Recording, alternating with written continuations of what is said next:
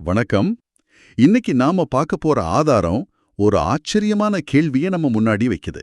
நம்ம விரல் நுனிகளை வச்சு நம்ம விதிய குறித்த நம்ம நிதிநிலைய மாத்த முடியுமா? சொர்ண ஆகர்ஷண முத்திரைன்னு சொல்ற இந்த சித்தர்களோட கலை, இது வெறும் நம்பிக்கையா இல்ல இதுக்கு பின்னாடி ஏதாவது ஆழமான தத்துவம் இருக்கா?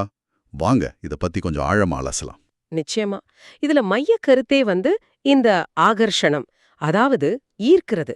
நீங்க குடுத்திருக்கிற இந்த ஆதாரம் முன்வைக்கிற தத்துவம் என்னன்னா, நம்ம கைகள்ல இருக்கிற விரல்கள ஒரு குறிப்பிட்ட நிலையில வைக்கும்போது, நம்ம உடம்புல இருக்கிற உயிராற்றல், அதாவது பிராணன், அது ஒரு காந்தம் மாதிரி மாறிடுது. ஓஹோ! மாறி பிரபஞ்சத்துல இருக்கிற செல்வ ஆற்றல ஈர்க்க ஆரம்பிக்குதுன்னு சொல்லுது. ஆனா ஒரு விஷயத்த நம்ம தெளிவா சொல்லிடணும். சொல்லுங்க. இது பணத்தை பெருக்கிறதுக்கான ஒரு இன்வெஸ்ட்மெண்ட் டிப் கிடையாது. நாம அத முதல்லயே தெளிவுபடுத்திடுறது நல்லது. ஆமா. மாறா ஒரு பழங்கால நம்பிக்கை. அதுக்கு பின்னாடி இருக்கிற உளவியல நம்ம புரிஞ்சுக்க போறோம். சரி.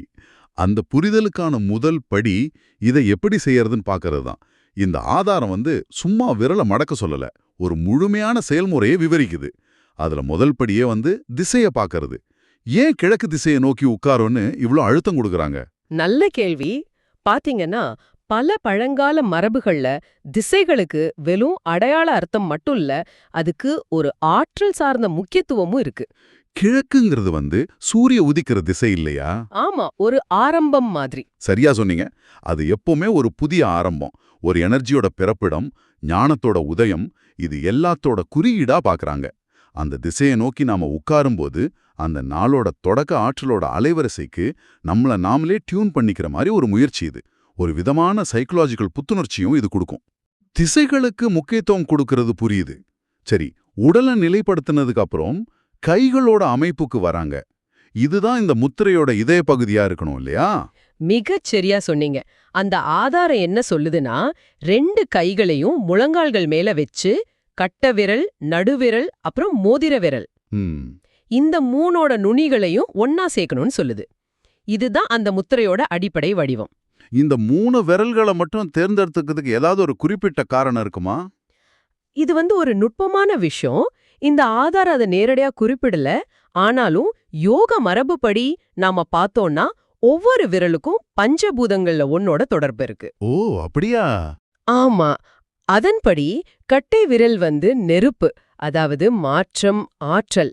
நடுவிரல் ஆகாயம், அதாவது வெளி, சாத்தியங்கள். மோதிர விரல் நிலம், ஸ்திரத்தன்மை, பொருளுலகம், இதையெல்லாம் குறிக்கும்னு சொல்வாங்க. ஒருவேளை ஸ்திரத்தன்மை, வெளி, மாற்றம், இந்த 3 ஆற்றல்களையும் இணைக்கும்போது பொருள் சார்ந்த உலகத்துல ஒரு மாற்றத்தை உருவாக்குறதுக்கான ஒரு ஸ்திரமான தளம் உருவாகுதுங்கிற தத்துவத்தின் அடிப்படையில இது இருக்கலாம். இது கேட்கவே சுவாரஸ்யமா இருக்கு. அதாவது இது வெறும் கை அசைவுங்கிறத தாண்டி ஒரு குறியீட்டு அர்த்தம் கொண்ட ஒரு செயல். சரி, அப்போ மத்த 2 விரல்களையும் என்ன செய்யணும்? ஆள்காட்டி விரலும் சுண்டு விரலும் வளைக்கப்படாம நேரா நீட்டி இருக்கணும்னு அந்த ஆதாரம் தெளிவா சொல்லுது. சரி. இத நாம எப்படி கற்பனை பண்ணிக்கலாம்னா, அந்த நீட்டப்பட்ட விரல்கள் ஒரு ஆண்டனா மாதிரி செயல்படலாம். பிரபஞ்ச ஆற்றலை வாங்குறதுக்கும் நம்ம கிட்ட இருக்கிற தேவையற்ற எதிர்மறை ஆற்றல்களை வெளியேற்றுறதுக்கும் அது உதவலாம். இப்ப நம்ம வைஃபை சிக்னல் பத்தி பேசுறோம் இல்லையா? ஆமா.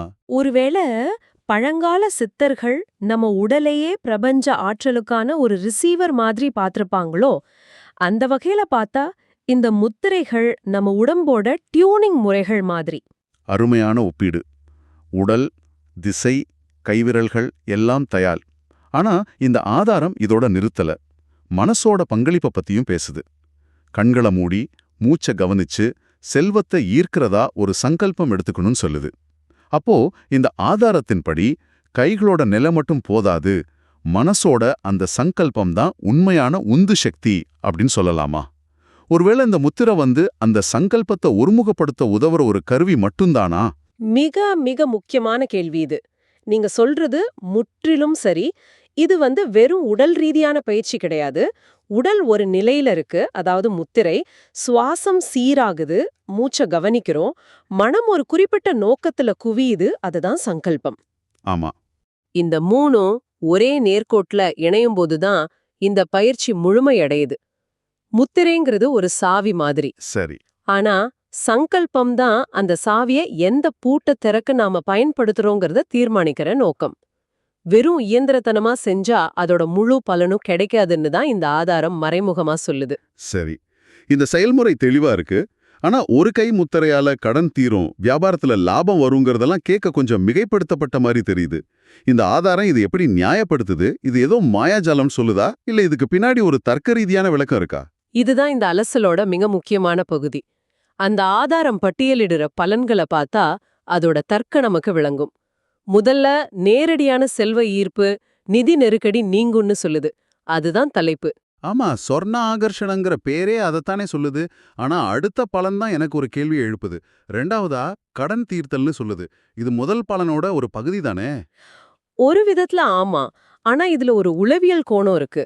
கடன் சுமையில இருக்கிறவங்களுக்கு பொதுவா ஒரு விதமான மன அழுத்தம், நம்பிக்கையின்மை, எதிர்காலத்தை பத்தின பயம் எல்லாம் இருக்கும். அது உண்மைதான். அந்த மனநிலையில அவங்களுக்கு புதிய வாய்ப்புகள் கண்ணுக்கே தெரியாது.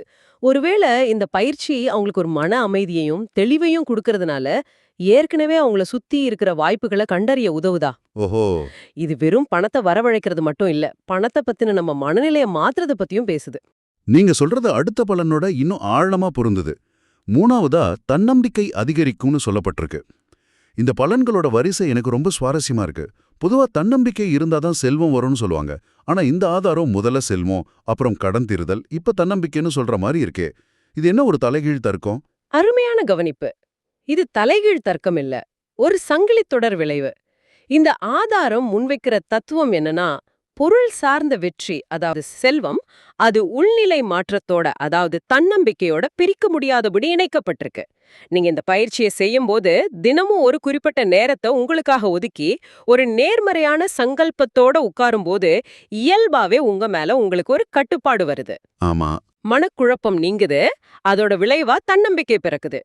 தன்னம்பிக்கை அதிகமாகும் போது நீங்க எடுக்கிற முடிவுகள் தெளிவாகுது. அதோட விளைவுதான் 4வது பலன்.